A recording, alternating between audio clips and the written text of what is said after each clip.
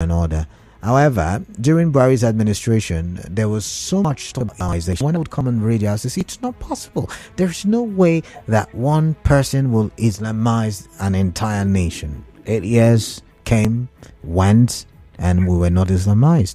Now, the new word that is being coined is the urbanization of Nigeria. And I wonder how possible that will. I saw an article by Shagari's son, one of the dailies, and he was talking about how it's impossible for there to be a urbanization because President Tinubu needs the northerners. However, what is my focus this afternoon has got to do with a statement attributed to the Senate President Akpabio, and he says Nigerians of all tribes will unite one day. So that's like the new way to put it. And he's saying, oh, we're not united, but one day we will become one Nigeria. Now I'm going to read. It says Nigeria Senate President Godswill Akpabio says he believes a strong united Nigeria believes in his strong united Nigeria speaking with one voice is achievable soon to push the country to its rightful position in the Committee of Nations. Can we have one voice? I mean, from a human angle, it's almost impossible to have one voice. I mean, even in the family, however, its line of thought is also being echoed by the NOA DG Onilu, who in that interview I mentioned earlier during the big stories also mentioned that as NOA boss or chairperson, it will ensure that Nigerians have the Nigerian dream, just like America has got the American dream. The Nigeria's got the Nigerian dream, and it will be on 7 folds. And he mentioned the 7-fold, but is it achievable? And that's why I have brought a very good friend of ours, is also a regular here in the house, and he'll be helping us go down history lane. And he'll also be looking at it from a political angle and a socio-cultural perspective as well. I'm talking about Dr. Isaac Nwoduna. Welcome on the show. Can you hear me? I can hear you. First of all, good afternoon. And then good afternoon, Rivers people. Welcome. Thank you. All right. Yeah. So you had me read these articles. One Nigeria. Sounds very good, and in theory sounds very possible, but can that be our reality? Let's start from there. What are the possibilities? Yeah, thank you, Batubo. Let's start from this angle. Anything is achievable when people decide to work for a common goal. Okay. That's the only way we can actually talk of the one Nigeria. People hold different views about Nigeria, no doubt. Some have the view that because Nigeria has close to 250 ethnic groups, it is not possible to unite all of them. But that's the saying. Okay? Our opinions are sacred. What is true and sure is this. If you don't know who he's going to, he will not also know when he has arrived he's going to. Okay. Yeah. So his ways is that say, I'm actually comfortable with what the Senate President and the orientation the chairperson saying. I'm actually comfortable with that. So you think you think it's possible to have a unite? I mean, I need you to cast your mind back to the electoral season where, you know, we had 3 candidates, big candidates, and the whole place was heated, you know. Supporters of all 3 candidates were at each other's jugular, they were fighting each other, tearing each other's shirts. Some people even died. Are you sure we can be united? Yes, Atibo, you know, as a historian, okay, I will not allow contemporary issues to erode our historical antecedents. Okay. Okay, now, if it were possible for the 3 nationalists that we recognize, Tafawa Balewa, Nnamdi Azikiwe, and Awolowo to work together and forge a united front for the independence of Nigeria, okay? We don't need to ask the question whether it is possible to have a united or a one Nigeria. The only snag there is that we refuse to build on the foundation played by these our political actors of the yesteryear. What I'm saying this is, it is not possible to have an entity called Nigeria where we will all disagree. But you know, where we will all agree, but you know, just like the song I already said, unity in diversity. That's exactly what is acceptable. And that can only work if we work for it. What do I mean? Okay. United Nigeria, we are not going to pick it up on the streets and now begin to shout, Nigeria is united, but all of us are united. No. The citizens must work for it. Yes? Leave no doubt in your mind about that. A united Nigeria is a work in progress, I must tell you. It's a conscious decision to forgive the past. Okay. A united Nigeria actually means that we have taken up a new resolve to forget the ill treatment of the yesteryears. And then we have now decided to forge a future not based on ethnicity or tribalism, but on competence and usefulness, okay, to the society. That's the only way we can forge a united Nigeria. But now, just like you. But some people would say some of those things you are referring to as yesteryear still is or still are happening right now in this dispensation, this time and this era. So what would you say about that? Yeah, there's no doubt that the variables of the yesteryears, which actually accounted for the disunity, they are still there. I'll give you a very good example. Now, look at it from this angle. The Nigerian Civil War was fought, and the slogan of the conclusion of the Civil War was no victor, no vanquish. I'm sure you heard that. Yes, of course. Yes, of course. And they said that Nigeria is going to take up the 3R: reconciliation, rehabilitation, and reconstruction. But it turned out to be that even the Civil War polarized Nigeria more than Nigeria was before the Civil War.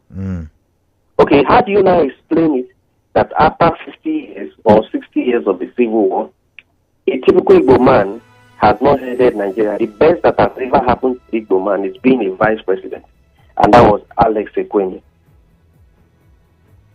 I don't know whether you get it. I'm listening to you. But in that place, we've had Obasanjo as the head of state, and the current president is also a Yoruba man. And then all others were from the north. Now these are the ills of the yesteryear. But we will not thrive on that. The reason why we will not thrive on that is that those who want to make progress don't look at what they have gone through in the past. Rather, what they look forward to is the future that they want to give to themselves. And that is why I said that we must forgive the ill of the yesteryear. Yes, it is true that certain particular section of the nation have been ruling Nigeria. But we must forgive them, and we must also come to terms with them that you have done that in the past. Let's work for one Nigeria where equity is the slogan. And that equity is not going to come on the basis of ethnicity. It's not going to come on the basis of tribalism. It's not going to come when we begin to apply the federal character to appointment. No. It is going to come by conscious effort. You remember what I told you from the onset? That is what we will work for. And until we begin to work for it, it will not come. We can stay here for as much as another 100 years and be shouting one Nigeria. It will not work until we decide to work for it. So one Nigeria is a work in progress. It's a conscious decision. Don't forget what I said initially. It's a conscious decision. It is forgiveness on our part. It also means, pushing forward, just like Apostle Paul said, leaving those things behind and pressing on onto the mark of his high calling. That's exactly what it will take for Nigeria to come together as one and then work as a single entity in the Committee of Nations. All right. Now, before I go ahead to ask you, about unity in diversity, let's go back to history, like you mentioned not so long ago. You mentioned, the nationalists, and you said, they were able to come together, unite themselves, irrespective of their differences, the biases. But some people have argued that they were not necessarily united. that they were even divided because each person wanted, something politically that was against what the other person wanted. So quickly, before we go for our first commercial break, would you argue, because some historians argue that they were not united, would you really argue that they were? This is my take on that. Unity is not the absence of conflict. It is the ability to manage conflict in a manner that is profitable to all interests. Okay. That's exactly our definition of unity. If that is the case, then if you agree with this particular definition that I've given to you, then it does presuppose that they agreed. I'll give you a very strong reason for that. The Clifford's Constitution of 1922 was a function of two ethnic groups in Nigeria, the West and the East. Remember, the North was brought into Nigerian politics in 1944.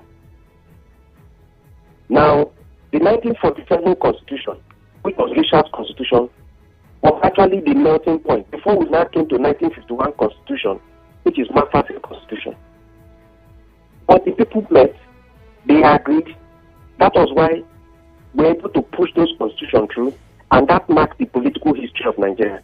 So if you say that they disagreed and that there was no unity, that may not be true.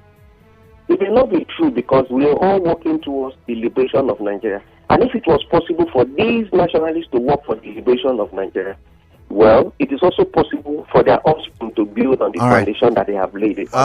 Doc, we've got a commercial stop. Do stay on the line. When I do come back, we'll continue talking. Please stay tuned. No problem. Thank you. Being a new artist in the game. 1, 2, mic check. Mastering your riffs. Finding your sound.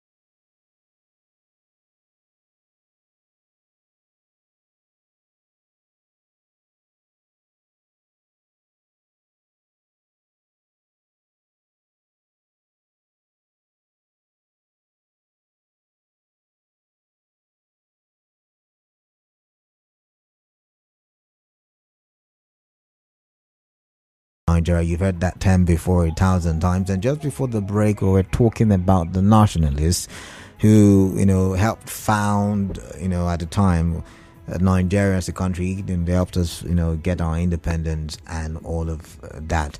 And, we're arguing whether they were united or not. And then I understood what the definition of unity is, as defined by my guest. And he said that unity is basically agreeing, even though, we are disagreeing. I guess that's like the simplest way I can put it. Agreeing, even though we are, disagreeing in certain other areas. We don't have to be the same, of the same view, of the same opinion, of the same belief system, but yes, we can still agree for the development of the country. Now, welcome back, Doc. Welcome on the show. Thank you, sir. All right, so you've said yes, diversity, but there was unity, and that's what we should copy today and in this era. But the question I want to ask, looking at how polarized it is politically, in terms of ethnic bias, in terms of even religion, are we going to be able to find that rallying point, that point where we can all come together and say, okay, we agree? And if you say yes, what should the rallying point be? Okay, Kalada, thank you so much. But I need to bring your attention to certain variables as far as politics is concerned and the society. Okay. I want you to have it now on record that religion, politics, economy, and culture are all pillars that the society is standing on. I don't know whether you get it. I understand you. See them as the 4 pillars of the society. And what it means that the pillars support not just the base, but the roof. Okay, so if we pull one, the other 3 will be shaky. So if we pull the 3, one cannot stand the pressure. So we have to bring them to the point of equilibrium. That is the picture we are trying to paint here. Now, to say it is not possible for us to work together is to live in absolute, illusion as a nation state. Now, let's go back to our elementary government. The state is defined as an entity with organized government, which is political. But state has certain features which are permanent. Okay, government. And government is referred to as the personification of the state. These are elementary definitions in secondary school. Now, if we have to move forward as a country, the first thing we'll do is for us, like I've said before, is to throw away, our misgivings of the past, and then settle down for a new orientation of ourselves. And that's actually what we have not been able to do. We look at United States of America. Remember, until the Civil War was fought between the North and the South of America in 1865, there was actually no America. I don't know whether you get that. Okay, so if you also look at Russia, when the Bolshevik Revolution took place in Russia, there was really nothing. So Nigeria can actually leverage on this. Look, the point we're making here is this. If we see too much of injustice, and we are living what we are supposed to do, even our future children will still suffer the same set of injustice. So what we should begin to do now is to begin to create a blueprint on how to move forward. And one way to move forward, just like I said, is personal orientation. And then that orientation means that we are telling ourselves that we have forgotten the past, not because we are unable to act, but because staying back in the history of the past may not grant us our desired goal. And it is from here we now begin to now discover what has gone bad or in the past. This is where we will now start. So when we start from there, we will now begin to see that it is not enough for you to educate yourself that of what the society should be. We should now begin to serve as vanguard of advocacy that Nigeria must change. And this is what NYC was supposed to have done over the years.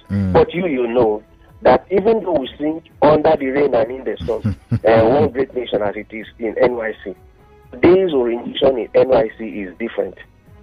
Where a situation where you don't want your son to go to the north, just because you cannot predict what is happening in the north, or you don't want your son to come to the east because you are not sure of what is happening in the east.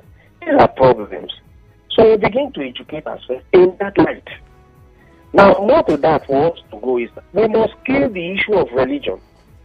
I'm a Christian, somebody else may be a Muslim, but there are pillars. Religion is a pillar for the society to develop. But we must imbibe the good thing in our religion and leave out those things that tear us apart. Because even the so-called countries that we refer to as United Countries world have their different religion. A very good example is India. You cannot count the number of religious group in India.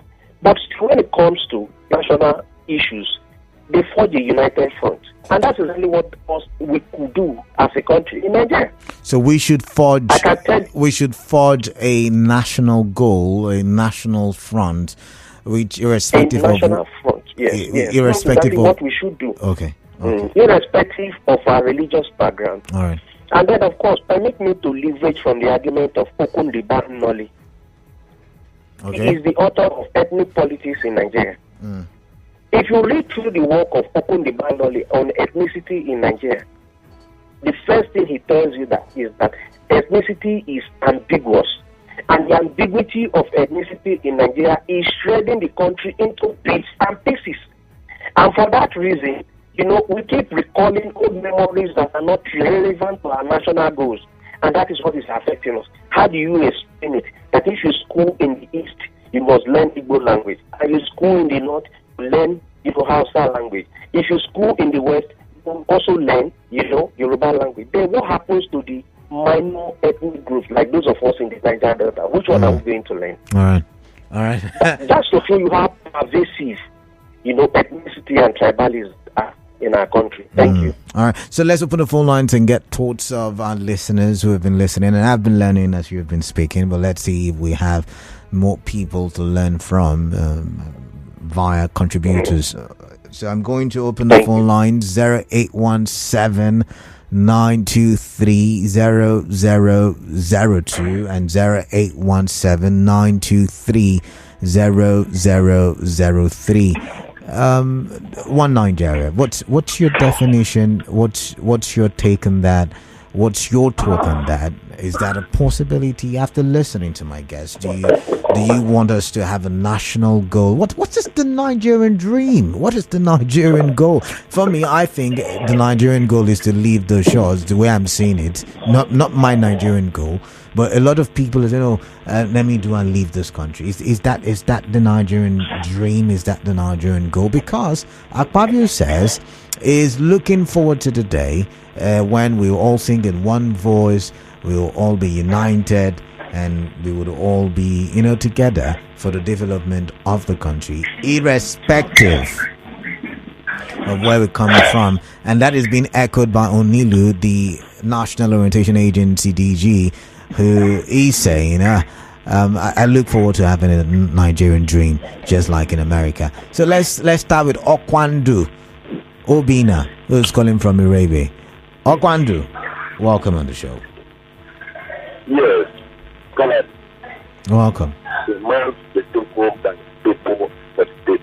All right then. You see, the fact that the mindset is just on paper or on the hearts of people feel. Nigerians are not the people in the radio.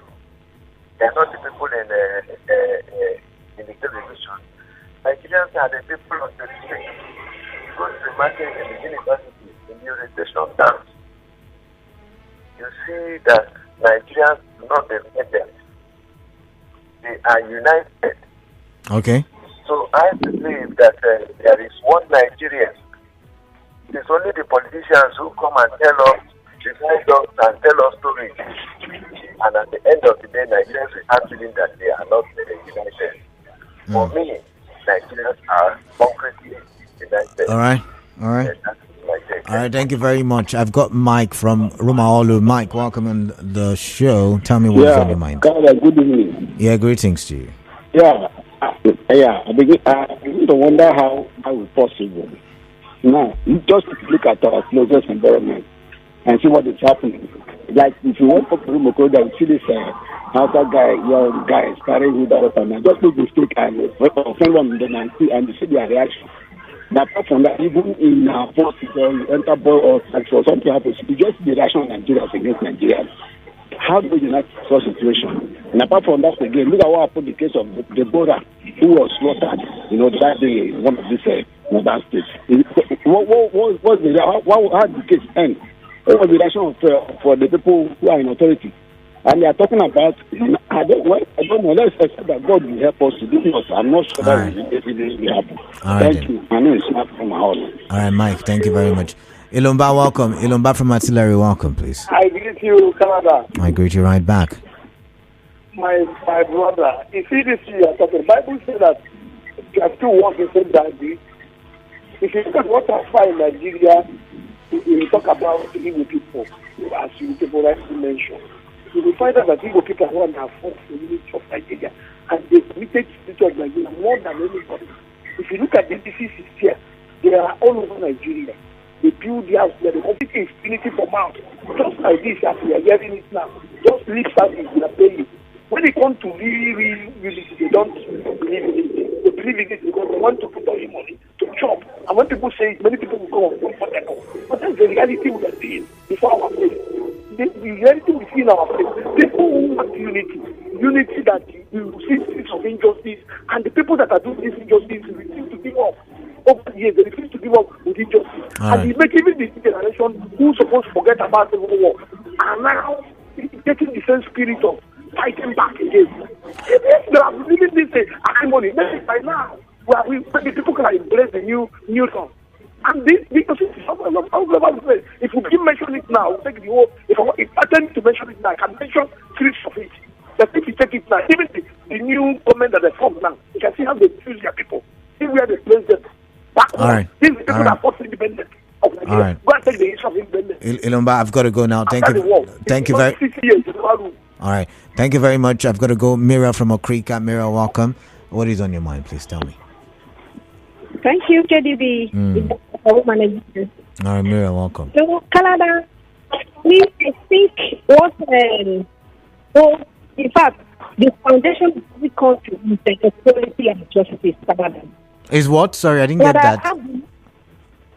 Hello? What did you say? You said the what of a country? I think for me, I think what holds the nation strong and what the foundation of every country should be equality and justice, Canada. Okay, equality and justice. Okay. Yeah, Canada. How can you tell people that agree? People that are not happy, and you tell them that it's an indivisible nation, that they have no choice. This is wrong, Canada. When people are pained, they don't even want to hear the name. For me, I think the only thing that is fancy about Nigeria is the name. Nigeria, it sounds so fancy and it's so feminine. That's all, Canada.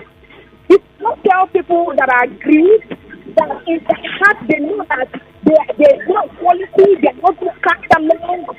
You just one particular sector, one particular part of the nation that is enjoying this country. All right. And the other parts are just there looking, mopping, just looking, waiting for staff to fall for them to take. Then you tell them that it's an indivisible nation, it's a strong nation.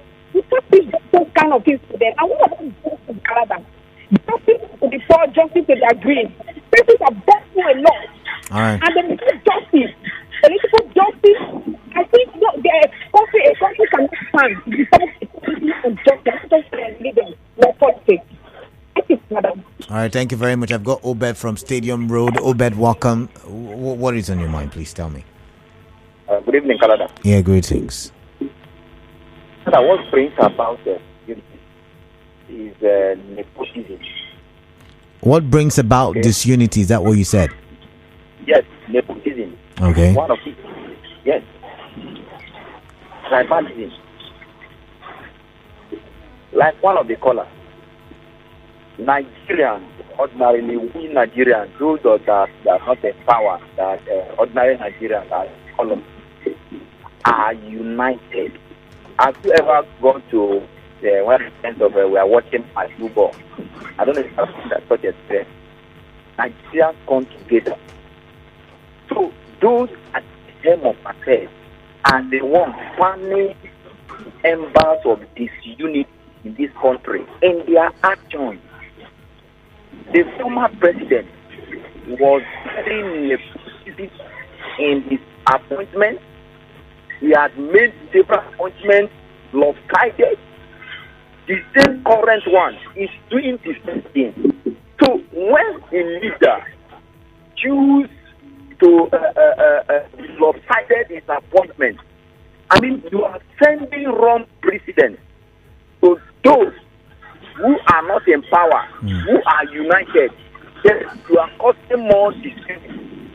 This is just the problem of this country. All right. So the politicians are the problem of the country when it comes to disunity, whatever it is today.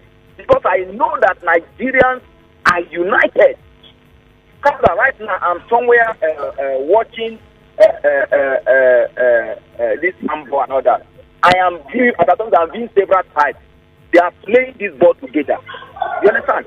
So until those are the same of affairs choose to at least in their actions and their movement, whatever it is, let them be able to do it without any form of tribalism. All right, Obed. That is the only way. Obed, thank you very much. Thank you very much.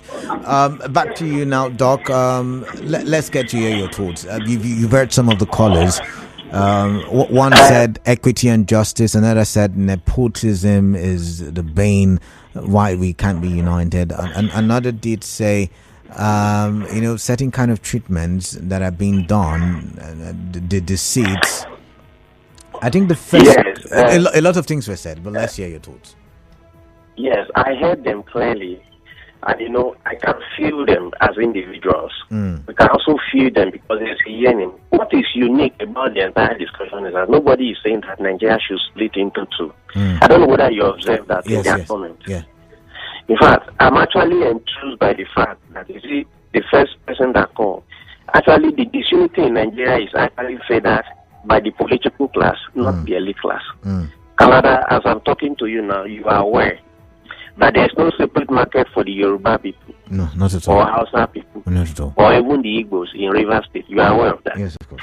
They are all going through the same experience, political experience. Perhaps what may be different is the palliative, which is shared on tribal, sentiments. But having said that, as a country, we have no other country for now.